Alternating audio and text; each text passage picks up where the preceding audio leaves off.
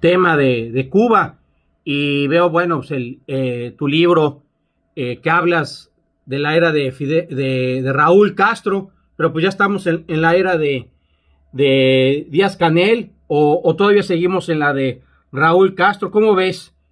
¿Cómo ves tú ese asunto? El libro, bueno, te contaré primero que yo corresponsal de la jornada durante 3 décadas, ¿no? durante varios años, sí, y antes había sido corresponsal de la PIMEC. En total estuve 16 años en Cuba. Muchísimos, claro. Exacto, entonces así pude ver pues una periodo de cambios importante desde la caída del muro de Berlín y la caída del apoyo soviético, la crisis que vino en Cuba, lo que se llamó el periodo especial. Claro. Luego una primera tanda de reformas internas que impulsó Fidel Castro y luego el periodo de Raúl Castro, que en total son 15 años. El libro es sobre exactamente los 15 años de Raúl Castro.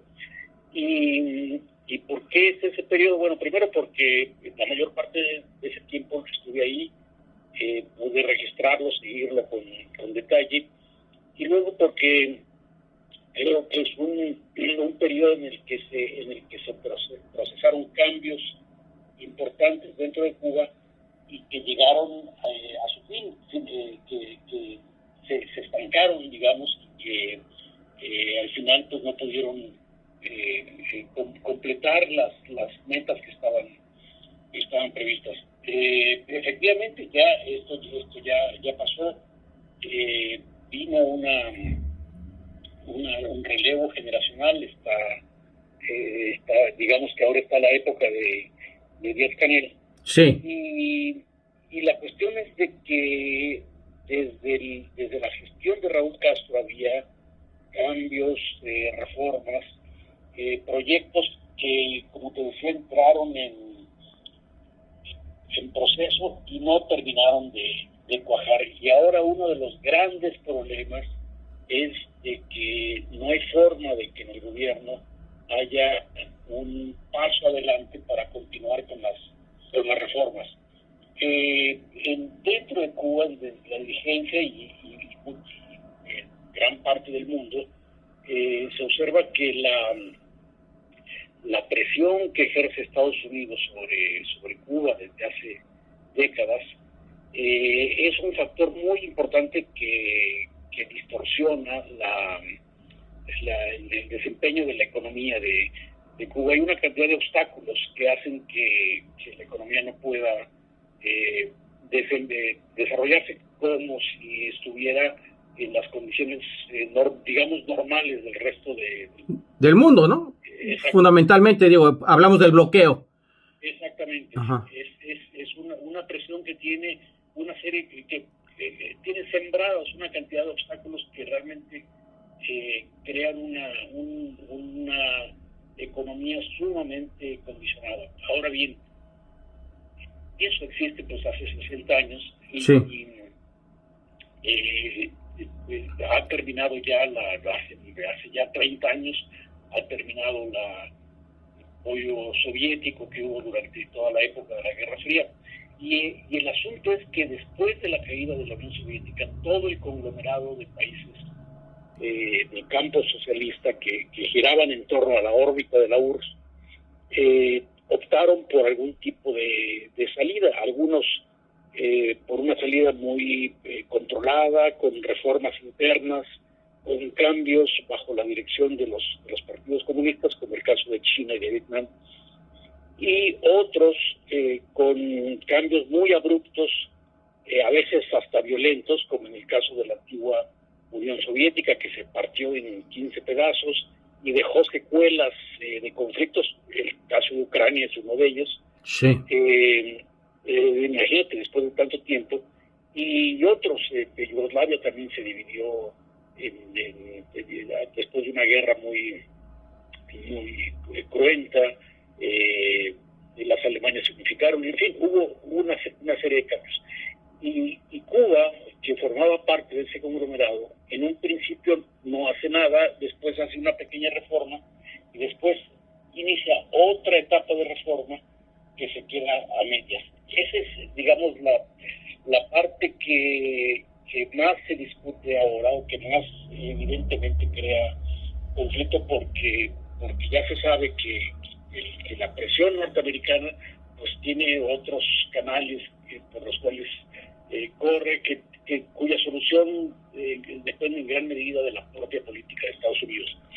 Pero las soluciones que dependen de los propios cubanos están en medio de este marasmo. Yo creo que ese es el panorama que vemos ahora, un estancamiento de la reforma, y el saldo pues es que las consecuencias se van acumulando, van creando cada vez más dificultades entre la propia población cubana. Claro, sí, se había visto con Obama, vamos a decir, no sé si lo puedo afirmar así, una especie de relajamiento y de cambio respecto a la relación de Estados Unidos con Cuba, pero después con Trump, pues todo empeoró de nuevo y las cosas han quedado sustancialmente igual con Biden. Y por otra parte se ve que ha habido un acercamiento con China y con Rusia de nuevo. Yo no sé si eso pueda dar algún tipo de impulso o de cambio en la isla. ¿Tú cómo ves esta situación, sobre todo en esta coyuntura internacional tan explosiva, con esta lucha que hay entre estas potencias emergentes y Europa, la Unión Europea, Estados Unidos? ¿Tú cómo lo verías? Tú lo describiste muy bien, exactamente. Con Obama, Cuba llegó a su mejor situación en toda la historia desde la revolución del 59. Sí. Hubo un restablecimiento de relaciones e incluso se echaron a caminar varios proyectos de cooperación bilateral en varios sentidos. Uh-huh. Después vino la época de Trump, desde luego un retroceso enorme, sí, extraordinario, que creó, pues digamos que volvió a una de las peores épocas en el conflicto entre los dos países. Y luego Biden, que había prometido regresar a la época de Obama en relación a Cuba, pues simplemente no hizo nada. Ha ido pateando el bote, sobre todo pues en medio de los conflictos internos. Ya ves que es un gobierno, especialmente en este segundo mandato, con una confrontación interna muy muy grande, y está bajo en las encuestas. Existe la amenaza, porque es una amenaza de que Trump pueda volver a ser presidente. En fin, no creo que Cuba sea prioridad, y tampoco creo que haya una alternativa de mejoría, por lo menos a corto plazo. Entonces, para los cubanos, efectivamente, los han empujado nuevamente a reconstruir alianzas, pues que digamos que habían perdido peso, o que no eran equivalentes a las que fueron en los años 80, especialmente el caso de Rusia. Ya no es la Unión Soviética, pero claro, Rusia con una retórica y un estilo y ciertos propósitos muy semejantes a los de antes, y China, con quien Cuba no había tenido una alianza de grandes proporciones, ahora ha vuelto a digamos, se ha convertido en un nuevo punto de relación, y hay que agregar Vietnam, Irán, uh-huh, países muy distantes en términos geográficos, con economías muy diversas, y sobre todo alineadas en un bloque geopolítico muy distante a América Latina y a los Estados Unidos. Yo creo que el gobierno cubano pues ha optado por cobijarse dentro de ese esquema de alianzas, ante la falta de opciones que tiene con Estados Unidos en este momento. Yo creo que ese es el panorama efectivamente que existe ahora. De acuerdo. En conclusión, por el momento no se le ve salida a la situación de la isla de Cuba. Pareciera entonces que va a continuar este estancamiento, y por otra parte las ganas de emigrar de muchos cubanos. ¿O tú cómo verías?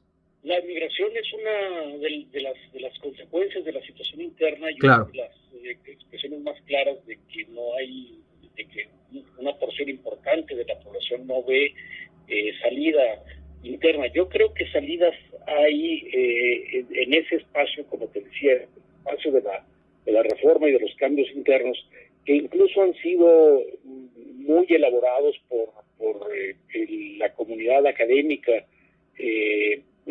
sobre todo en los últimos 3, 4, 5 años, pero como te decía, el gobierno se mantiene sin voluntad de cambios, sin voluntad de reforma, a pesar de que el propio gobierno critica, ha hecho fuertes críticas a la falta de ejecución de políticas que abran un poco más la economía. Yo creo que existen esas opciones, pero lo que no se ve es la voluntad política. Mientras no cambie eso, la situación interna seguramente se va a seguir deteriorando y va a continuar el flujo migratorio, que es la expresión más clara y que ya es un impacto directo en la política interna de gran parte de América Latina, incluyendo a México, por supuesto. Claro, entonces, al menos esa es la válvula de escape. ¿Tú prevés que pudiera ocurrir alguna crisis política semejante, digo, tomando en cuenta que hablamos del Caribe, de Cuba, a lo que ocurrió en los países del este, alguna cosa así? Digo, yo entiendo que hay muchos que eso es lo que soñaban, que colapsara el gobierno, el régimen que hay en Cuba. ¿Tú crees que algo sí pudiera quizás suceder si esto no tiene otra salida? La migración es una válvula de escape, sin duda, y es como se dice en todos los países expulsores de migrantes, incluyendo a México, esta parte de la población vota con los pies. Claro. Deciden irse a buscar otro horizonte. La situación interna se ha ido deteriorando seriamente. Ya hubo un estallido social hace 2 años, casi 2 años y medio, y posiblemente pueda volver a ocurrir porque las circunstancias existen. Y es que, además del deterioro de la situación económica, social, de la subsistencia, el desabasto, la carestía, las políticas económicas erróneas, además de todo eso, ahí persiste y se ha endurecido la represión interna a todo tipo de manifestación de descontento. Hay todavía cientos de presos, en gran medida jóvenes, detenidos por las manifestaciones de julio de 2021. Y cualquier pequeño brote, cualquier pequeño signo de inconformidad o de protesta rápidamente es sofocado. Entonces, eso es un agravante a la situación económica. Por eso es que sí, es muy previsible que la inmigración se mantenga y que se sigan alimentando internamente los factores que ayudan a una explosión social. No sé si sea como algo que haya ocurrido en Europa del Este, pero los factores de descontento están internamente en Cuba, sin duda. Entiendo. Pues te agradezco muchísimo, Gerardo. No sé si quieras tú agregar algo más. ¿Tu libro dónde lo podemos conseguir? El libro está disponible en Amazon y en Mercado Libre, y se puede pedir también en algunas librerías. En el caso de Mérida, recuerdo que lo estuvo distribuyendo la librería Dante, la cadena, y también la librería Gandhi, de manera que yo creo que esas son formas de acercarse al libro. A Cuba, el futuro debate. Exactamente. Y te leemos en la jornada. Así es. Gerardo Arreola. Un blog que tengo ahí sobre asuntos, sobre todo del Caribe. De acuerdo, pues qué interesante para seguirte. Te agradezco muchísimo, estimado Gerardo, que hayas platicado conmigo. Eduardo Yiteras de Infoyiteras.com.